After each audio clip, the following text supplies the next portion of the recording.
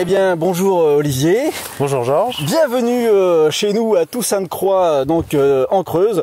Olivier est donc venu nous rendre visite. Comment est-ce que tu es arrivé à 23 000 abonnés? Comment tu fais tes montages? Moi, je fais des vidéos sur GIMP, Kdenlive. Comment est-ce que tu fais tes montages déjà? Alors bonjour à toutes et à tous, donc Olivier Dufour. Pour répondre à ta question Georges, moi je fais les montages les plus simplistes au monde.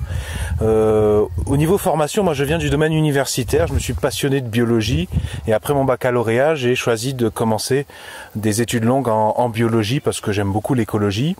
Et je suis allé jusqu'au doctorat, j'ai fait mon doctorat, j'ai soutenu mon doctorat, ça s'est très bien passé et j'ai un petit peu appris à faire des articles scientifiques en anglais où on essaie de structurer sa pensée avec par exemple une idée par phrase. Une phrase dit une seule chose et de la manière la plus directe possible, c'est-à-dire souvent sujet, verbe, complément.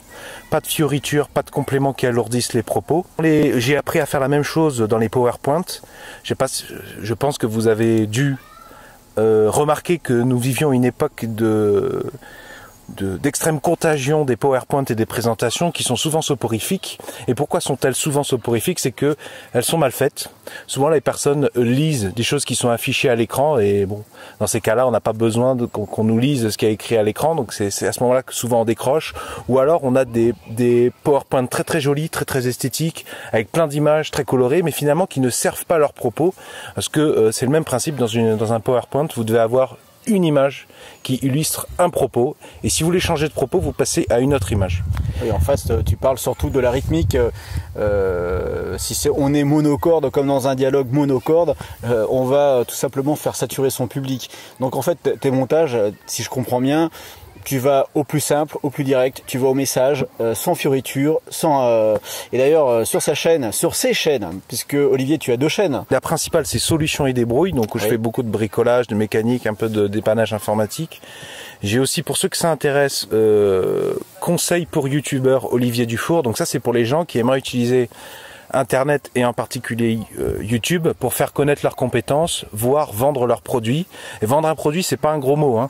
Encore récemment, j'ai été contacté par un éducateur sportif qui a au moins 20 ans de carrière et qui s'est vraiment tué au travail pour proposer quelque chose aux enfants, même à tous les âges, en fait, qui a produit une balle sportive et toute une séquence, une communauté d'exercices pour améliorer la santé de monsieur et madame tout le monde de 7 à 77 ans. Et je trouve ça passionnant de mettre l'outil YouTube à disposition de la dissémination et la communication autour de cet outil qui est un outil de santé. Et si vous voulez aller voir, ça s'appelle Tsaka, T-S-H-A-K-A, balle sportive. Ne te fatigue pas Olivier, tu me donneras toutes les références, je mettrai en bas sur la description. Et alors, au niveau de ta composition, je dirais matériel, caméra, parce que bon, comme tu as pu voir, je suis un peu un geek de ce côté-là, je suis un petit peu carré, j'aime bien scripter ce que je fais. Comment est-ce que tu fais ton setup? Si tu te poses sur ton bureau ou alors tu as réfléchi, tu as dessiné un peu ton cadre, comment est-ce que tu fais? Je vais citer Olivier Roland, dont j'ai écouté beaucoup des contenus qui sont sur YouTube. Olivier Roland, c'est quelqu'un de très connu qui explique comment se faire connaître sur YouTube. Et lui, il y a un dicton, il dit la meilleure caméra, c'est celle qui est dans votre poche. Donc généralement c'est votre smartphone ou c'est le vieux caméscope de papa ou de votre grand-père. On s'en fiche parce que finalement ce qui est sympa sur YouTube, c'est que les gens sont à la recherche d'une spontanéité. Ils sont souvent à la recherche de quelque chose d'un peu plus profond, un peu plus sincère que la télévision ou que les autres médias mainstream. Moi je me suis plutôt, en termes d'achat matériel, au tout début la seule chose que j'ai acheté c'est un micro-cravate. Je crois qu'il m'a coûté 16 € sur Amazon. J'ai pris quelque chose qui avait l'air de tenir la route, le plus petit budget possible. Parce que finalement, si vous avez un son correct, une élocution spontanée, que vous êtes transparent, sincère, l'image on s'en fout un peu. Hein. C'est sûr, le son est... Moi je bafouille beaucoup sur mes vidéos, t'as dû t'en apercevoir. Oui, mais ça n'empêche pas qu'on kiffe grave ton contenu quand même. Hein. Oui. J'espère. Voilà. En tout cas, c'est le but, hein, de réussir à faire passer un savoir. D'accord. Donc en fait, service minimum au niveau matériel, efficacité maximum au niveau du message. C'est comme ça qu'on peut résumer un petit peu ta façon de faire. Bah, j'ai fait avec ce que j'avais sous la main. J'avais un vieux smartphone à moitié cassé, mais qui filmait encore.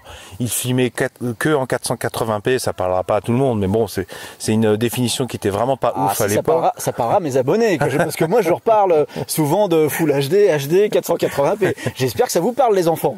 Voilà. Et encore une fois, oui, je me suis concentré à produire des images qui servent mes propos.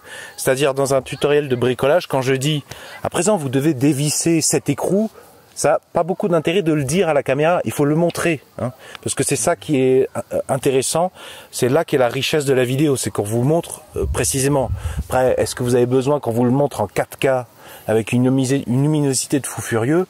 Dans le domaine de la mécanique, on s'en fout parce qu'en général, on est toujours comme ça sous la maison quand on est un profane et qu'on n'a pas beaucoup d'équipement. On a déjà de la peine à voir les bons boulons qu'il faut desserrer. Donc le minimum en général ça suffit. Pour en revenir sur ta question pour la parachever pour qu'elle soit complète, une fois que vous avez tourné avec n'importe quel smartphone et un micro qui tient à peu près la route, se pose la question du montage. Donc il faut un logiciel qui va vous permettre de prendre toutes les vidéos et tous les sons et les assembler. Je fonctionne comme ça. D'abord je fais avec ce qui est gratuit et ensuite une fois que j'ai pris un peu du level, éventuellement je vais m'intéresser à investir dans du matériel. Et donc moi je suis un Linuxien indécrottable, j'ai tombé dans la marmite Linux quand je faisais ma thèse de doctorat. Moi c'est pareil. Voilà.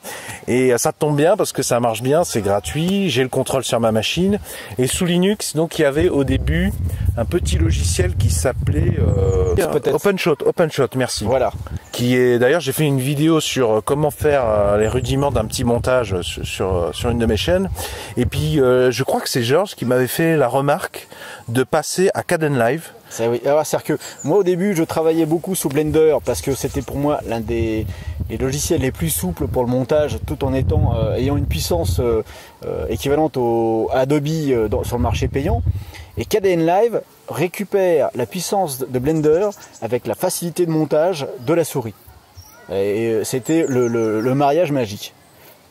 En tout cas voilà, si vous êtes sur Linux, foncez sur Kdenlive. En plus c'est multiplateforme, je crois que ça fonctionne sur Microsoft et sur Mac aussi, peut-être tout à fait pas aussi bien. Il y a Adrien Linuxtrix aussi, qui est un Linuxien qui utilise Kdenlive pour beaucoup de ses montages. Et voilà, franchement c'est largement suffisant pour commencer. J'ai souvent entendu des jeunes gens qui voulaient se lancer sur YouTube et qui pensaient tout de suite à faire l'acquisition de Final Cut Pro ou du concurrent chez Adobe. Oui. Franchement ça présente pas d'intérêt, je trouve. Voilà. Surtout au début, vous allez juste mettre des plans les uns à la suite des autres, éventuellement faire des zooms.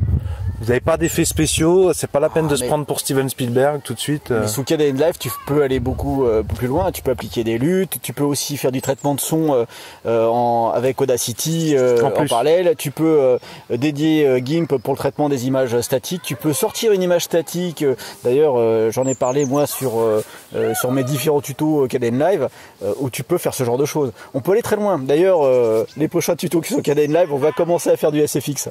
Ouais, mais d'ailleurs dès que j'ai eu besoin d'approfondir mes besoins, de créer des petits effets, genre ça fait partie des gens dont j'étais très content de trouver la chaîne parce qu'il y avait des super tutoriels bien complets où on intègre une séance.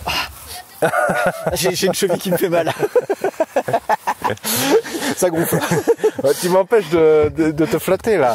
Mais non, mais j'aime bien. Une touche d'humour, ça fait toujours du bien. C'est vrai.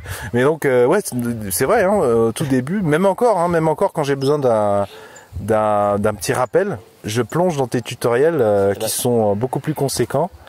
Et c'est ça qui est cool, il y a vraiment une belle communauté sur Internet, sur Kdenlive.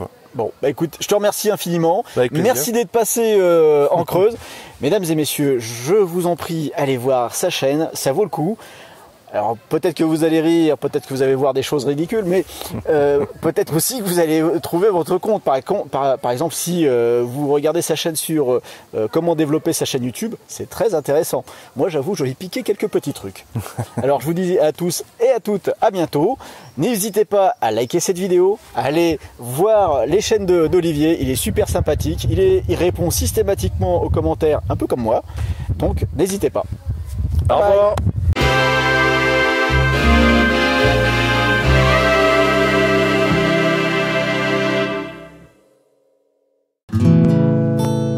tu as aimé cette vidéo, eh bien mets-moi un pouce bleu s'il te plaît, partage-la autour de toi sur tes réseaux sociaux et mets-moi un petit commentaire pour pouvoir m'aider à avancer sur YouTube. Merci.